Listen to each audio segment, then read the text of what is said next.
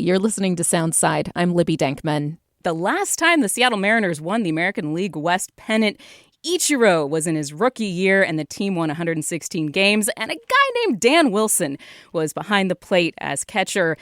Wilson is now the manager of the M's, and he's led the team to their first AL West championship since 2001. Dan Wilson, it's a pleasure to have you on the show today. Welcome, sir. No, thank you. It's a pleasure to be here, and what an incredible season it's been, and looking forward to more as we get into the playoffs on Saturday. So before we get to anything else, a key starting pitcher for the Mariners went out of the game on September 19th, citing tightness in his right pec. Everyone in my life right now, my parents, my coworkers, my Uber driver, and I'm sure you're getting the same thing. They've been asking one question: how is Bryan Woo? Well, as far as we know, Brian is doing great, and has been working back, working a progression back to getting on the mound, and things have gone pretty well. We'll probably get another bullpen session likely today, and again, we'll have a better idea of how it's continuing to feel. But obviously not wanting to rush him back too quickly, but also understanding where we are in the season, and he understands all of that as well. And what an incredible season for Brian. He has been such a model of consistency on the mound for us all year long, and he has been a big part of where we are in the standings, and as all our guys are. We have such a great pitching staff, and that is one of the key components of our club, and Brian was certainly a huge part of that. You're in an interesting spot right now because you're trying to build a lineup for this weekend, but there are these key pieces of information missing. The health of Woo is one of them. Another is who the heck you're going to actually play on Saturday, Cleveland or Detroit. How do you approach planning for the unknown with your coaching staff? Yeah, it's a great question, and one that we're kind of walking through as we speak. And I think the key is we have such great people around us, and you mentioned making these decisions. You can't make them without Jerry Dipoto, Justin Holland, or Andy McKay. These guys that have done this all year long and have put this team together. And then an incredible coaching staff. These guys carry me day to day, carry us all day to day. It's a great staff. It's a great blend of having guys that have been in the game a long time, and some young guys as well. So that really helps. All the perspectives really make a difference. And so putting all that together, having meetings, talking about who would best serve us at this point, and where our roster is. Today, I think we'll get a little bit more information from who we're going to play, and we'll kind of be able to start to finalize that, and continue to talk about it. But every piece of information is important. Every day that goes by is important, and I think the most important though is just the group effort that goes into it, and that's the way it's been all season long. Your club held a sold-out scrimmage at T-Mobile Park yesterday. You're going to do another one today. Looked like a lot of fun. I'm sure it's also serious business. There was this guy out in right field, though. I'm not an expert. He looked like he could be like a top young prospect, a little wet behind the ears. I don't know if he's going to work out. It was Ichiro. It was Ichiro Suzuki out in right field during the scrimmage. How does that come together? I mean, what does it mean for Ichiro to be in the mix to get guys ready for the postseason right now? Well, I think when you look at the tremendous career that Ichiro had, I mean, the Hall of Fame career, and what an exciting year for him to have that Hall of Fame induction, and then his number retired, giving that speech about seizing the moment for our club, and just an incredible season, but an incredible career. But he continues to give back to the game, and he is there, every home game, with the team, answering questions, offering advice, whatever that we need, so. With this scrimmage coming up, thought it was very appropriate to ask if he wanted to play. And of course, he wants to play right field. So getting a chance to get out there, just seeing him out there playing alongside Julio, a couple of the organization's, clearly best. It's just incredible to see them together out there. So what a great experience for him. And he was so cordial, and yes, he was so excited about it.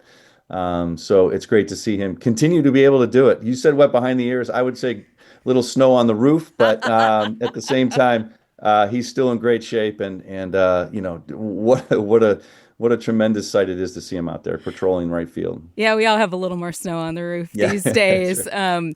Shannon Drayer reported that Colt Emerson, 20 years old, coming up to the taxi squad, was talking about testing Ichiro's arm yesterday. You think that's a good idea? You think Colt should be doing I tell you what, he can still throw. He can still play the outfield, no question. But Colt Emerson is an exciting player as well. So I love that there's the challenge there. But I thought all in all, yesterday's experience with the scrimmage, having the fans at T-Mobile Park, what a difference. Just so great that they were able to come out and another one again today. That energy they bring is immeasurable, and so just having them in the stands watching and our guys bringing the energy, it's really a love affair that you just love to see and love to experience and love to feel it. You just feel the chemistry between the fans and the players, and that's a big part of it. What are you actually doing during those scrimmages? Are you running specific scenarios? I know you were the park T-Mobile was moving the roof, so you would have different sun angles depending on a day game, a night game. What are you actually trying to accomplish there? Yeah, I think it's all of the above. Again, it's a group effort and trying to understand what it is that we're going to need and try to be as prepared as possible for any scenario. So we might have a 1 o'clock game, we might have a 5:30 game. So understanding what it's going to look like, roof open, roof closed, getting a chance to see both. And then, really the important piece is getting our guys at bats, them being able to continue to see high velocity pitches, breaking balls, stay as sharp as possible. That's the key. This is a week, a bye week, it's very controversial whether that's helpful or not. I think in our case, the way our guys pushed toward the end of the season, how hard they pushed physically and mentally, it was something that I think kind of is a little bit more advantageous for us at this point, but also understanding that the rest is important. Also, staying sharp is important. So that is what our guys are trying to do as best they can. See pitching, continue to run through game situations, and yes, occasionally we manufacture a few base runners on base. And yell out situations so that we can practice certain things that we may come up against in playoff baseball. So, but all in all, again, yesterday I thought was great, and today hopefully follows suit in that same way. Just talking about the season overall, I mean, a lot of guys had great years. Julio is doing his Julio thing. Brian Wu, of course, Victor Robles overcoming a lot and making the play of the decade maybe with that Superman catch against Houston. But I mean, we got to talk about Cal Raleigh, just one of 7 players to hit 60 home runs in a season in probably the most physically taxing position, which you know well. And as a switch hitter, I mean, just talk to me about what it's like to watch him this season and what it means to have him with this squad. Yeah, it's been a front row seat to history, and he has just done an incredible job. Cal Raleigh is a winner, and that's where it all stems from, his desire to win and to help this team win. He's become such a leader on that club, and to see all of this development grow, from his first days as a new draft in 2018 and now to where he is today is incredible. It's a marvel to look at what he's able to do. I can understand, the physical and mental toll that catching takes on you. I can't understand what hitting 60 home runs is like. I mean, for him to be able to do what he does, both offensively and defensively, is incredible. You can't the foul tips, the blocking the ball, helping pitchers through a game, all the things that you do behind the plate as a catcher, as a Gold Glove, Platinum Glove catcher does. And then you add on to that the offense and what the position he had hitting second in our lineup for most of the season, driving in runs, hitting home runs.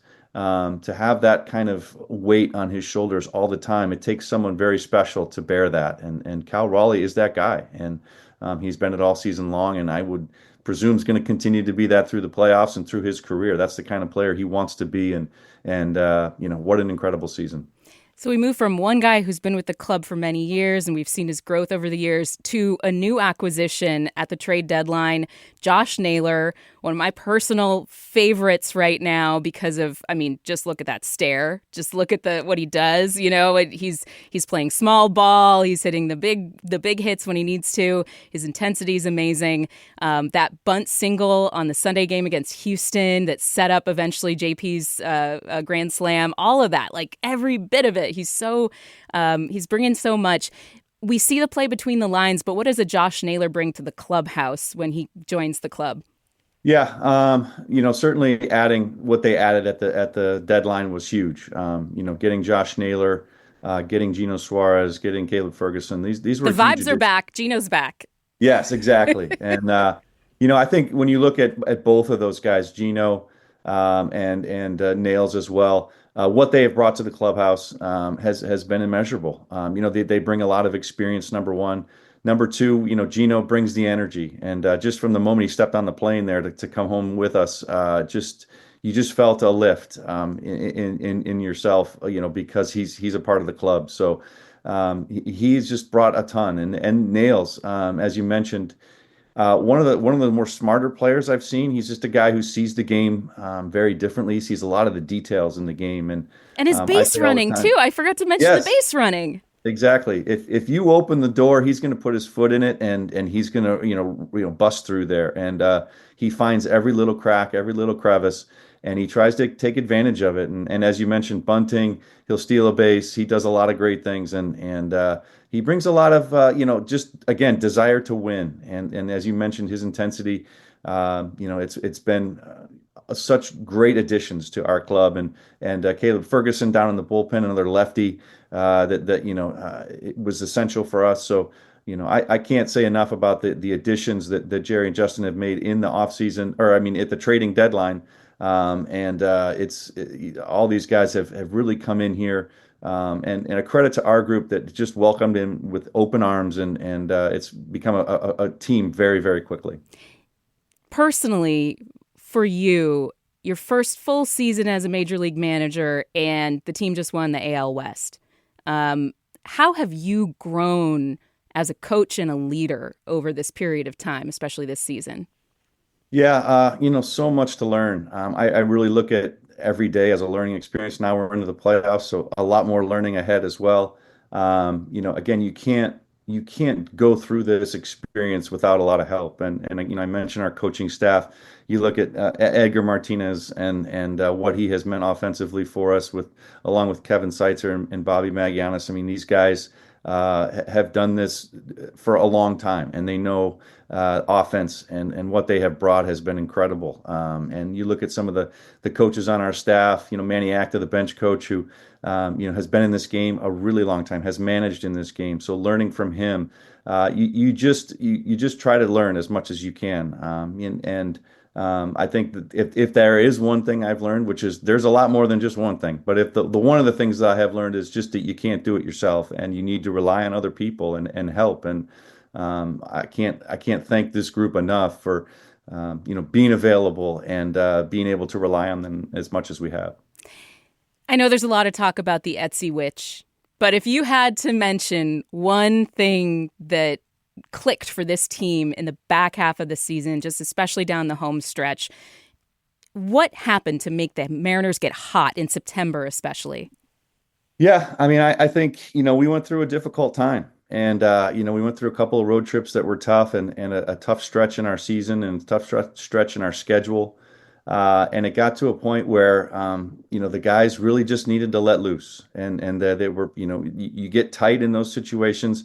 Tough to play this game when you're tight, and I think the ability to let loose was something that has turned our team around, and I think these guys have an incredible ability to play focused, to play with intensity, to play with an edge, but they also have learned how to play loose, even in difficult situations. And I think that bodes really well for this postseason, because that's where you find yourself in tough situations. But our guys have really found the ability to perform under that. And it's been a great stretch to get here. Really looking forward to what lies ahead, too. You have activated this baseball town in a way I haven't seen it activated in 24 years. And This feeling is just like building. I can feel the excitement and also the anxiety in the air as we're waiting for Saturday. What is it going to be like for you? What do you expect when you step into the park at T-Mobile on Saturday and this whole city is behind you? What are you looking forward to?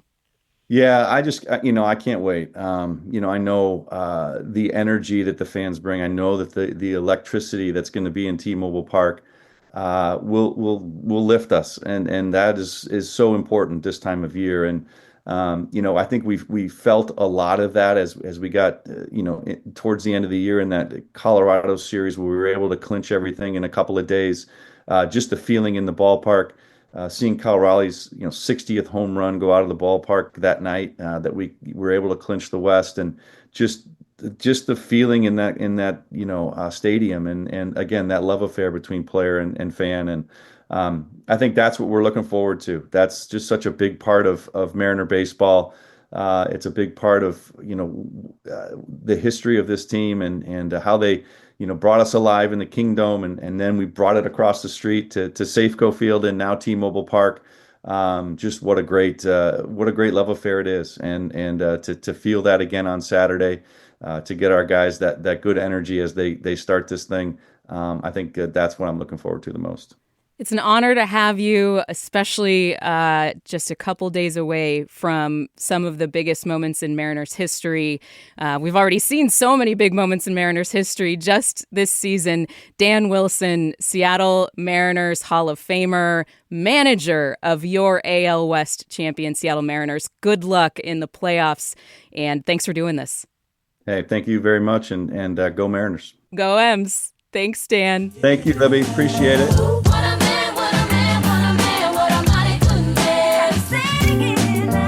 What a manager, am I right? Real Refuse to Lose heads from the 90s will remember that this was Dan's walkout music when he was playing for the Mariners. You're listening to Soundside. I'm Libby Denkman. I'm kind of recovering because that was a real thrill for me. By the way, this show is only possible because listeners support us.